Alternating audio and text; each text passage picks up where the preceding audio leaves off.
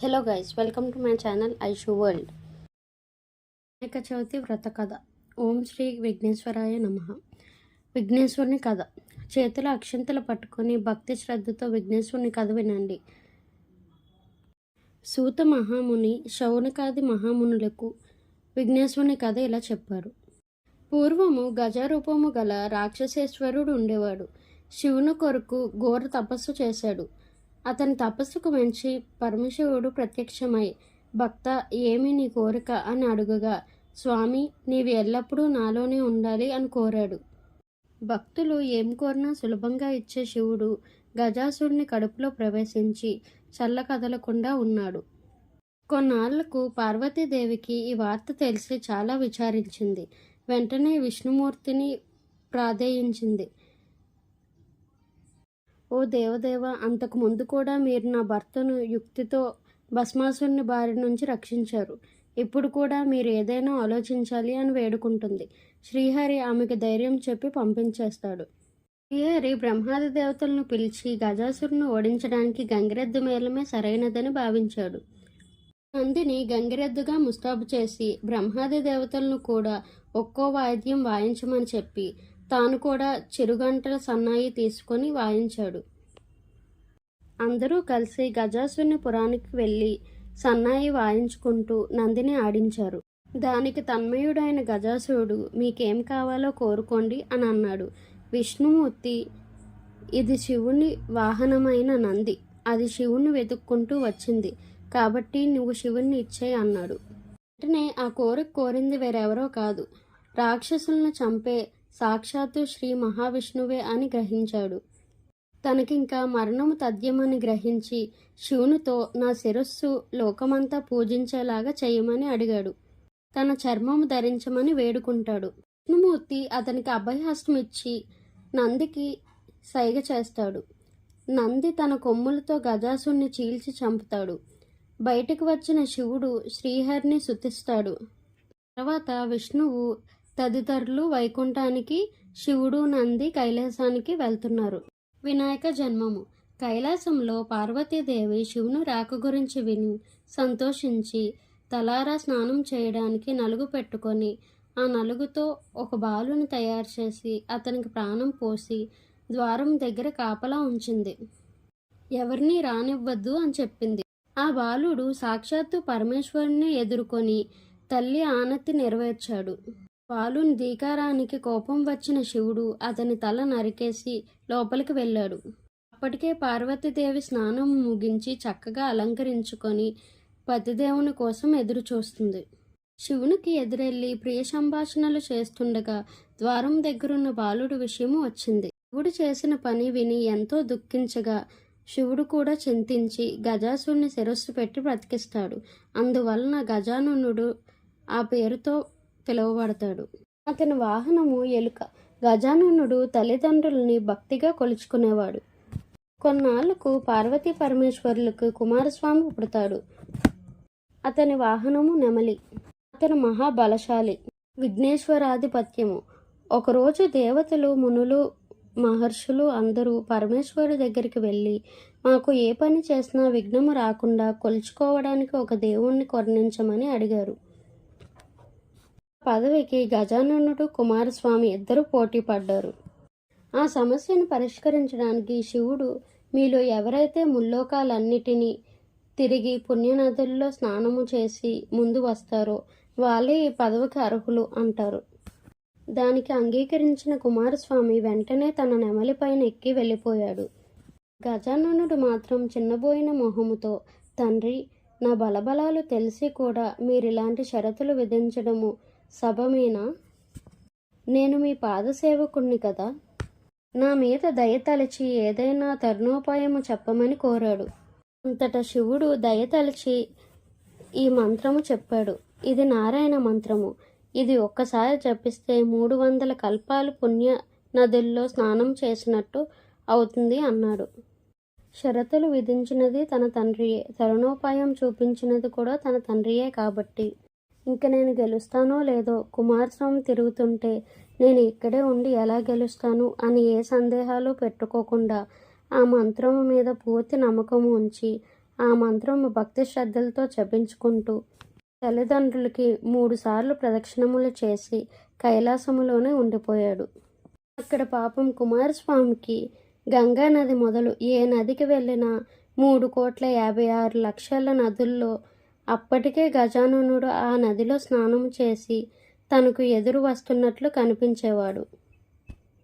అన్నీ అయ్యి కైలాసానికి వచ్చేసరికి అన్నగారు తండ్రి పక్కనే ఉంటాడు.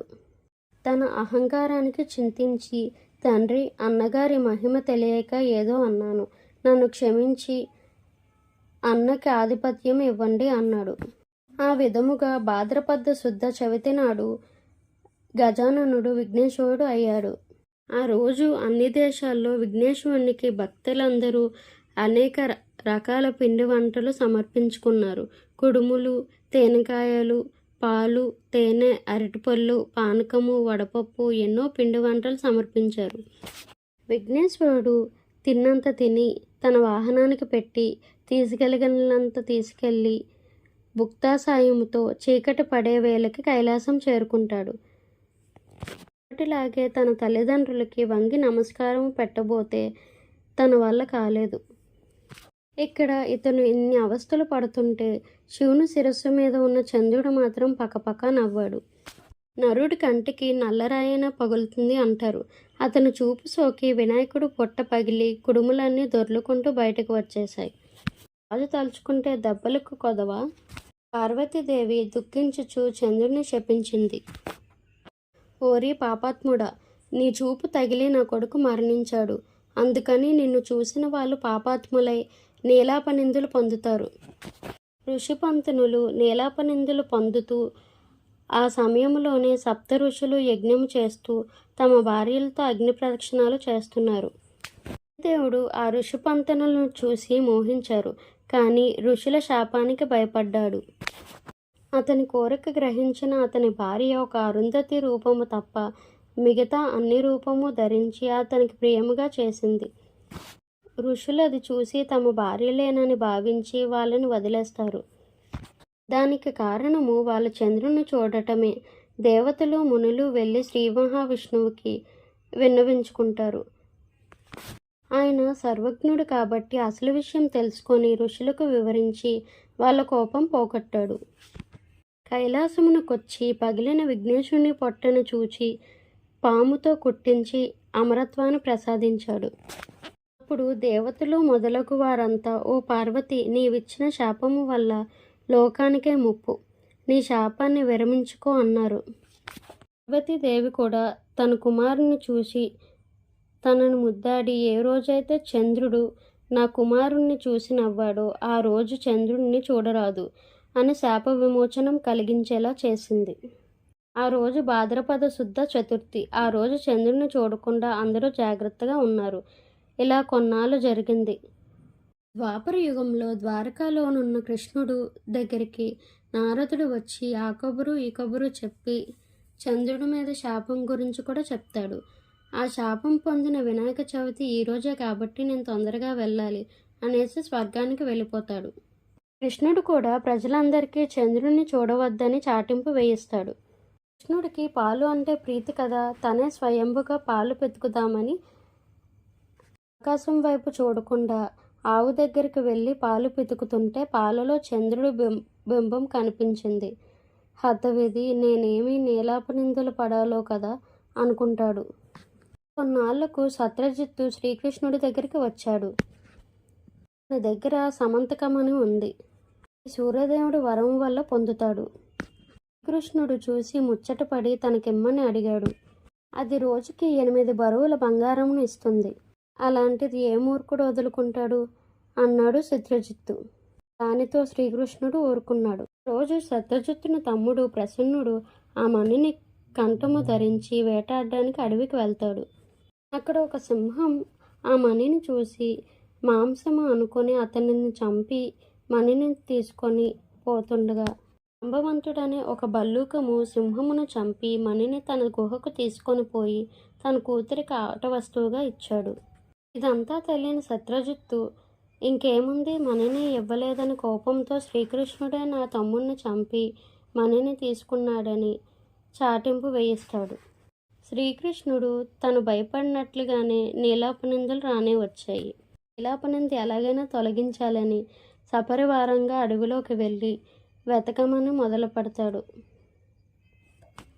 ప్రసన్నుడి శవం, సింహం అడుగుజాడలు, గుహవైపుకు భల్లూకం అడుగుజాడలు కనిపించాయి. వెంట పోయి గుహలోకి వెళ్ళి ఊయలకు కుట్టున్న మణిని తీసుకొని వస్తుంటే ఎవరో వింత మనిషి వచ్చాడని జాంబవతి కేకలు వేసింది. జాంబవంతుడు శ్రీహరి మీదకి యుద్ధం ప్రకటిస్తాడు. వాళ్ళిద్దరి మధ్య 28 రోజుల యుద్ధం జరుగుతుంది. రాత్రింబగలు యుద్ధం జరుగుతుంది. రాను రాను జాంబవంతుడు క్షమించడము మొదలుపెట్టాడు. అప్పుడు అతను తనతో యుద్ధం చేసింది ఎవరో కాదు, త్రేతాయుగములో రావణాసుని సంహరించిన శ్రీచంద్రమూర్తి అని గ్రహించాడు. వెంటనే చేతులు జోడించి, దేవదేవ, ఆ జన్మలో నీవు నా మీద అభిమానముతో కోరిక కోరమంటే నేను తెలివి తక్కువగా నీతో ద్వంద్వ యుద్ధం చేయాలని కోరుకున్నాను. అప్పటి నుంచి నీ నామస్మరణ చేస్తూ నీ కోసం ఎన్నో యుగాలుగా ఎదురు చూస్తున్నాను. నా ఇంటికి వచ్చే నా కోరిక నెరవేర్చావా? ధన్యుణ్ణి స్వామి, నా శక్తిని క్షీణిస్తుంది, నా జీవితేచ్ఛ నశిస్తోంది. నా అపచారము అందించి నన్ను కాపాడు స్వామి ప్రార్థిస్తాడు. శ్రీకృష్ణుడు దయతో జాంబవంతుణ్ణి తన చేతితో నిమిరి, జాంబవంత, సమంతకమణిని అపహరించడానికి నింద నా మీద వచ్చింది. నేను రూపమాపటానికి వచ్చాను. నువ్వు ఆ మాట ఇస్తే నేను వెళ్ళి వస్తాను అన్నాడు. జాంబవంతుడు సంతోషంగా మణిని, తన మణి అయిన కూతురు జాంబవతిని కూడా కానుకగా ఇచ్చాడు. తనతో వచ్చి తన బంధుమిత్రులతో, సమంతకమణితో, జాంబవతితో సత్రజిత్తు దగ్గరికి వెళ్ళి అందరి సమక్షంలో జరిగింది వివరించాడు. సత్రజిత్తు తను చేసిన తప్పుల్ని క్షమించమని క్షమాపణ కోరాడు. ఆ పాప పరిహారముగా తన కుమార్తె అయిన సత్యభామని భార్యగా స్వీకరించమని ఆ మణిని కూడా కానుకగా ఇచ్చాడు. శ్రీకృష్ణుడు సత్యభామని స్వీకరించి మణిని మృదువుగా తిరస్కరించాడు. ఒక శుభముహూర్తాన శ్రీకృష్ణుడు సత్యభామని, జాంబవతిని పెళ్లాడాడు. దానికి వచ్చిన దేవాది దేవతలు, ఋషులు శ్రీకృష్ణుడితో, స్వామి, మీరు సమర్థులు కాబట్టి నీలాపనిందులు తొలగించుకొని లాభము పొందారు. మా వంటి అలుపుల మాట ఏమిటి అన్నారు.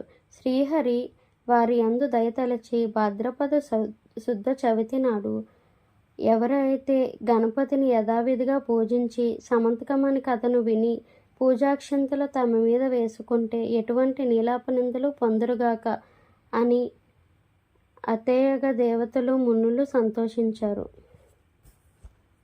కాబట్టి మునులరా, అప్పటి నుంచి ప్రతి సంవత్సరము భాద్రపద శుద్ధ చతుర్థి రోజు దేవతలు, మహర్షులు, మనుష్యులు అందరూ తమ తమ శక్తి కొలది గణపతిని పూజించి తమ తమ కోరికలను నెరవేర్చుకుంటూ సుఖంగా ఉన్నారు అన్నాడు సూత మహాముని శౌనకాది మహామునులతో. చేతిలోని అక్షంతలు కొన్ని వరసత్తి వినాయకుని మీద వేసి మీ మీద కూడా, మీ కుటుంబం మీద కూడా కొన్ని వేసుకోండి. సర్వేజన సుఖినో భవంతు. జై గణపతి బప్ప మోర్య. నేచర్ని కాపాడుదాం, మనల్ని మనం కాపాడుకుందాం, గణేశుణ్ణి మనం వెల్కమ్ చేద్దాం. ఐషు కష్టానికి మోటివేషన్గా సబ్స్క్రైబ్ చేసుకోవచ్చు కదా. ఐషు వరల్డ్కి ఫ్యామిలీ అయిపోండి.